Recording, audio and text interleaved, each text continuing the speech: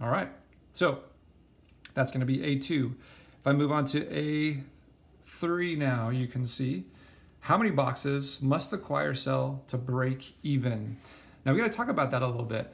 Remember we mentioned that idea of breaking even where you don't make any money or lose any money. So the idea of any money that's going to be made would be a positive amount. Any amount of money that would be lost would be a negative amount. So breaking even is going to be equal to 0. So in this case, we're doing the exact same work, that same equation up above, but this time for profit being a break-even amount, we're going to be putting in 0.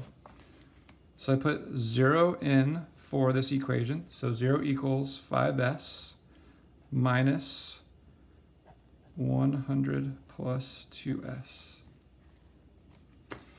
All right, so here we go. We're doing the next one. And what it shows here is that exact same work that we had before. And actually, I could take a good amount of this work from the previous problem, save me some steps, and come right to this one because we already distributed that possible -1 through. So I'm just going to copy that down here again.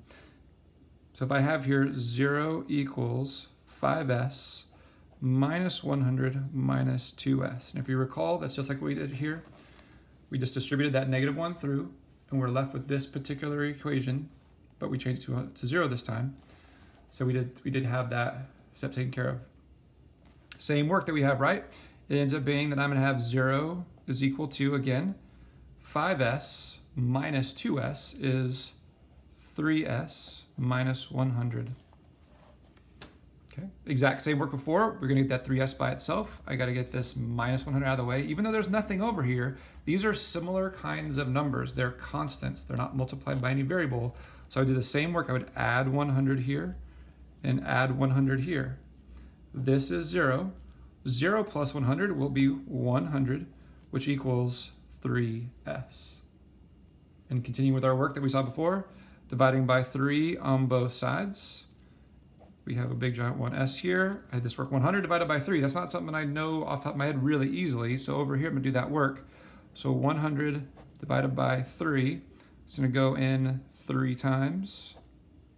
I get 1, bring down my 10, bring down my 0. Same idea. We're going to have this repeating 3 all along there. Now we have to be really careful in this question because to make exactly break even, it's actually going to be 33 1/3 boxes. But can you buy 1/3 of a box? Probably not. You can't open up part of the box, just take 1/3 of it out. So we actually need to be mindful of this. Okay, well then less than that would be 33 boxes, but we wouldn't break even. So the tricky part is if we then sell 34 boxes, we would at least make some money. So the idea is we have to understand this process of understanding the ability to explain here. And this is breaking even on the explain. So it turns out we have to sell that 34th box to be able to get to where we break even, because if we stayed at 33, we wouldn't be there yet. We do need a 1/3 of it, but it ends up being about 34 boxes. Even though it's not exact, we must sell the 34 boxes to get to that break-even point. Okay?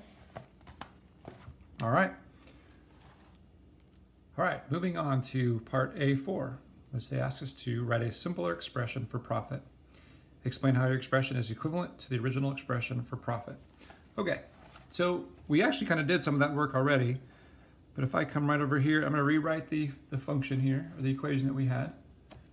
So I'll have P is equal to 5s minus 100 plus 2s. So in this case, they're wanting to simplify it. And like I said, we already did that a little bit, but just to really walk through that process again to make sure we remember it.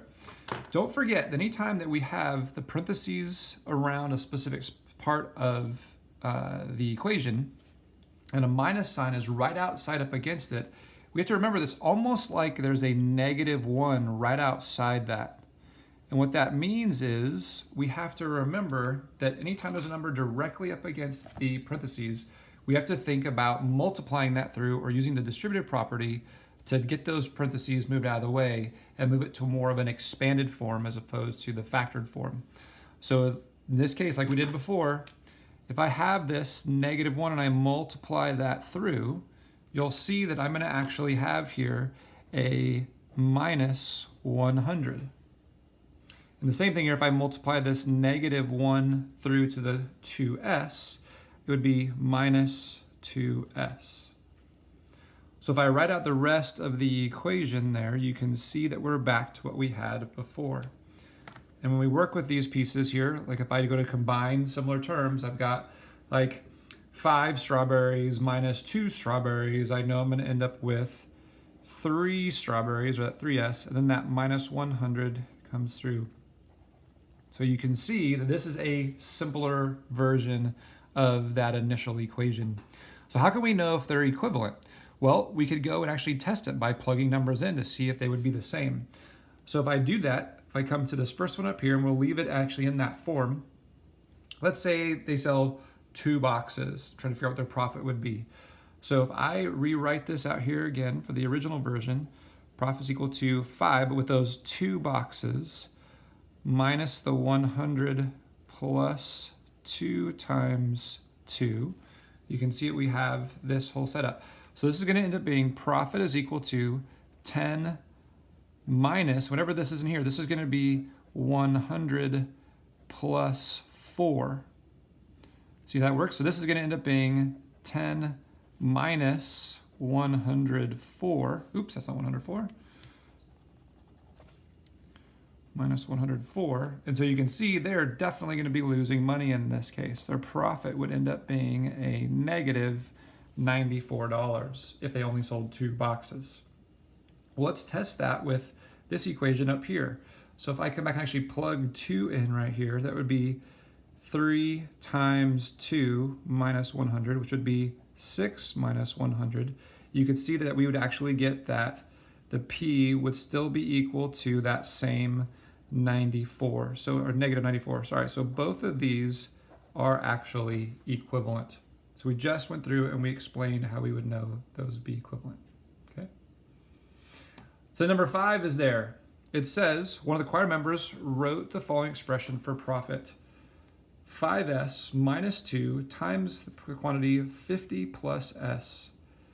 Explain whether the expression is equivalent to the original expression for profit. All right, well, let's see. So if I have here a 5, and you can see I'm going to write this out. I've got 5s minus 2 times 50 plus s. So we're looking to see if these are going to be equivalent to what we have up here. So, well, remember what we have here. We have another situation where there's a distributive property. We are now going to be distributing this -2 all the way through to this. So let's do that.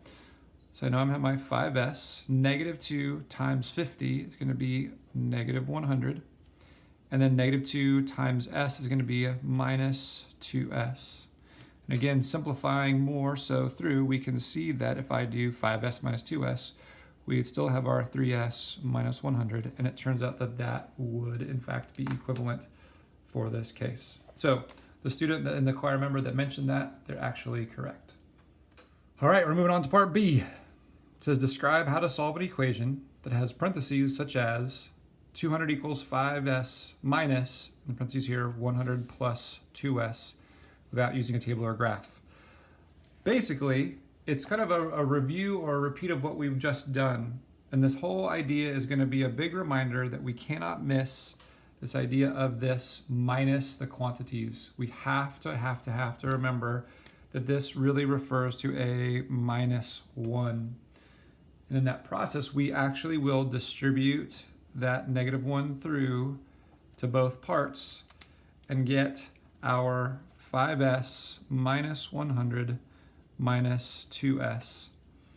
To make that even more simpler, you can see we would do 5s minus 2s to then have our 3s minus 100 equals all that 200, which is actually what we just did specifically in question 2 up here. So it's a little bit of review on that one. All right,